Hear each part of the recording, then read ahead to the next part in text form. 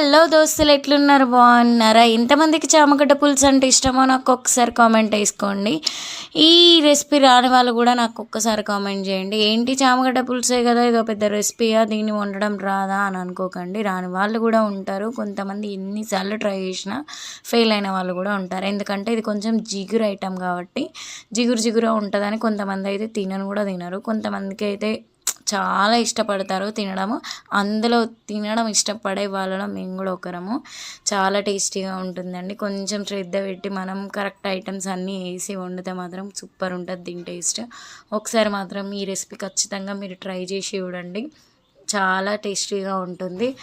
And మీలో ఎంతమందికి ఇది వండడం రాదో ఒక్కసారి ఇది ట్రై చేయండి. నాకు ఖచ్చితంగా కామెంట్ చేయండి ట్రై చేసి టేస్ట్ ఎలా ఉంటుందో. అండ్ అలాగే మా వీడియోస్ ఇంకా మరిన్ని రెసిపీస్ మీకు కావాలంటే డీటెయిలింగ్గా ఎల్ ప్లస్ యూట్యూబ్ ఛానల్కి సబ్స్క్రైబ్ చేసేయండి.